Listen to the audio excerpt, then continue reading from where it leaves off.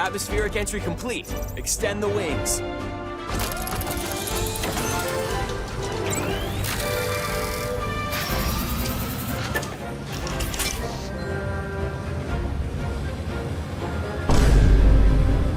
G-diffuser systems check. Sound off, team. Slippy here. So far, so good. This is Peppy. All systems go. Falco here. G-diffuser. Seems fine. Let's go already.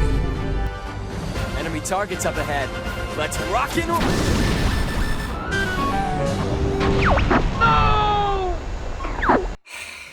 Sometimes I feel like I'm the only Star Fox fan in the room because despite the fact that we've got a new Star Fox announcement after the series has laid dormant for a decade, the general vibe I've gotten from the Direct is that everyone is looking for any reason to complain about it. And I get that there are many legitimate reasons to complain. Yes, it's yet another remake, the art style is weird, we want something new, etc, etc, I know. But I think the cold reality longtime fans need to realize is Star Fox just never made the same sales figures as Nintendo's other big franchises. If I recall correctly, every Star Fox game after Adventures didn't even manage to break 1 million copies sold, with the one exception, ironically, being the Star Fox 64 remake on 3DS. Even compared to many of the bog-standard Mario sports titles Nintendo releases here and there, they at least sell well enough to keep the money train going, and unfortunately you just can't say the same for Star Fox, which, as a result, makes it really difficult for Nintendo to take any risks with the franchise. It just took me a little by surprise that everyone is suddenly ripping Star Fox a new one for copying its homework again, when, let's be real here, essentially all of Nintendo's franchises do this to varying degrees. Like, how many times exactly has Mario rescued the princess? How many times has Samus fought Ridley and blown up a planet on her way out? How many times has Link saved Zelda from Ganon? Nintendo can claim there's an official Zelda timeline all day long, by the way, but we all know they kinda just hit the reset button every few years and then try to justify it fitting together somehow after the fact. And even then, it still never entirely makes sense. So I just don't get the singling out of Star Fox specifically here. I mean, you're telling me Ocarina of Time can get its second remake without anyone calling out that Link is just saving Hyrule from Ganon again? But Star Fox fighting Andross again, whoa, now that's a bridge too far. So, something I think players sometimes forget is that Nintendo has always had an old school mindset when it comes to storytelling in video games. It's always been used as more of a basic framework or scaffolding to support the real meat and potatoes of their games, which is the gameplay itself. And while I have long advocated that they should strive to go further with their narratives than they have, as long as they continue to deliver on compelling gameplay regardless, I'm gonna keep coming back. But also, I think people aren't giving the series enough credit for treading new ground and experimenting either. Like, I think it is a bit of a mischaracterization to call this the third or fourth remake of Star Fox. Sure, at a very surface level, you could argue that games like 64 and Zero were just trying to recreate the original SNES game again, but in my eyes, they were all doing very different things and greatly expanding on the mechanics in ways that make them basically look and play completely different from the SNES original. Not to mention each other as well. Yeah, Fox and the gang are still there trying to defeat Andross, but beyond that basic premise, you've got tons of new things to play around with. 64 introduced all-range mode, the Landmaster, the Blue Marine, branching paths that evolve as you play through the campaign, and so on. And Zero, love it or hate it, clearly took some pretty big swings with its new control scheme. And again, while the basic story premise of the Star Fox team being hired to go defeat Andross again is still there, it really doesn't play like a straight remake at all. It's not entirely trying to recreate the same scenarios. There were all sorts of new levels, vehicles, and mechanics being introduced that were trying to do their own thing. It just so happened to begin with Corneria and end with Andross, but outside of that, the similarities in terms of actual gameplay quickly start to dissipate. To call these games remakes feels like saying every Mario game where Peach gets captured by Bowser is just a remake of the original Mario Bros. Simply because it's the same story premise, even though we're obviously ignoring everything about the actual gameplay that's radically different. Now, granted, I think Star Fox Zero still ended up being an overall disappointment, but the point is it wasn't from a lack of trying to do new things, it's just that the new things were more gameplay focused rather than story focused. Games like 64 and Zero were more like full-on reimaginings or reboots rather than remakes. And on top of that, we haven't even gotten into how Star Fox Assault, Adventures, and Command all did various things that clearly weren't just another standard Star Fox rail shooter, whether you love them or hate them for it, but we're not going to dig into the weeds of that today. The point is, this series has managed to do quite a lot of experimentation if you give it proper credit, even despite its commercial struggles.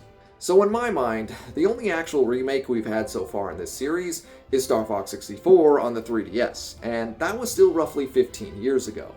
In other words, enough time has now passed that a whole new generation of Nintendo fans has grown up playing their games without knowing who Star Fox really is beyond his occasional inclusion in Smash Bros. Which brings us to the hard pill that I think longtime fans of the series need to swallow. This latest game isn't necessarily for us, because we've all already played Star Fox 64 a million times at this point. But the reality is, new Nintendo fans haven't. That doesn't mean we can't still enjoy this game too, of course. I'm only saying that, at the end of the day, this is probably more about introducing Star Fox to a new generation first. So it makes total sense in full context why Nintendo would choose to do this again with Star Fox at this late date.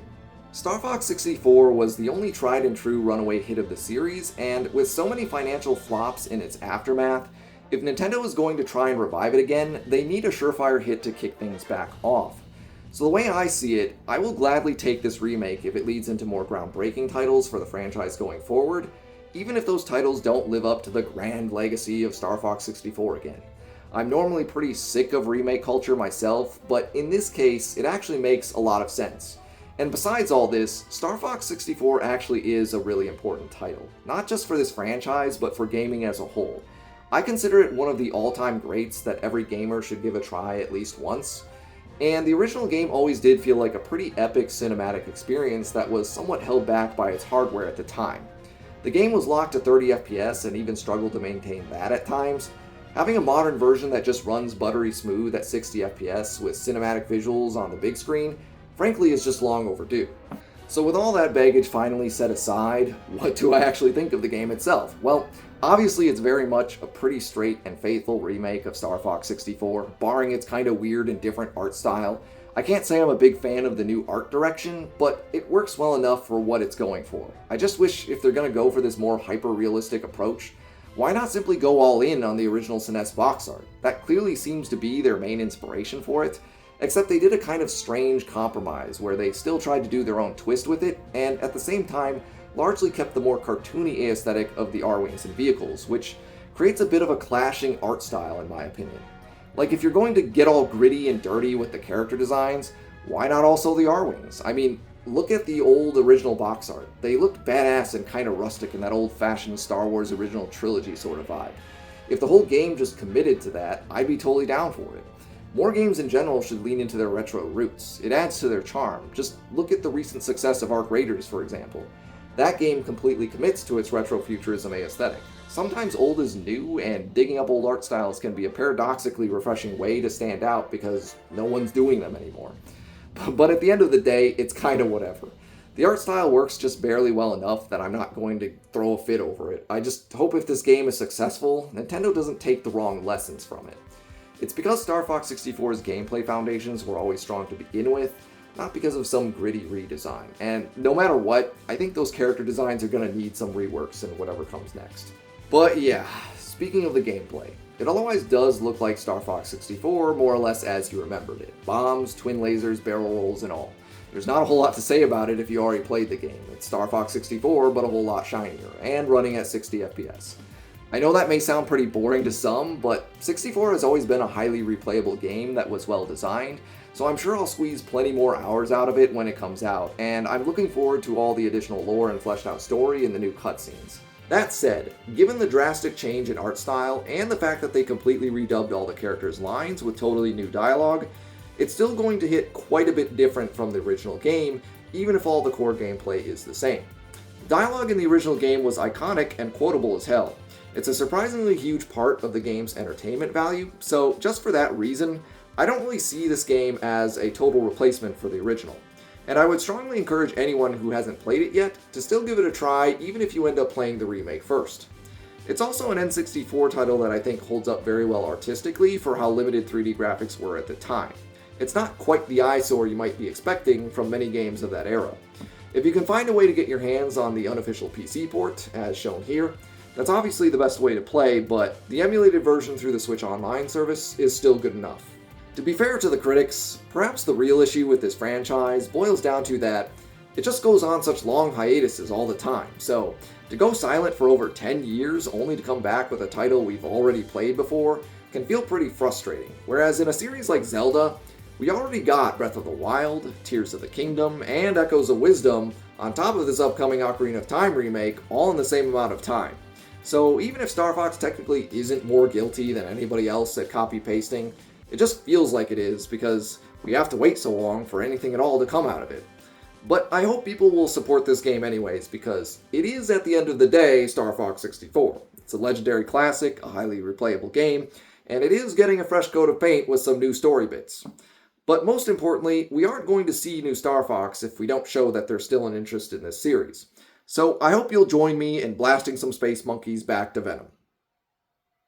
Again. See you next mission.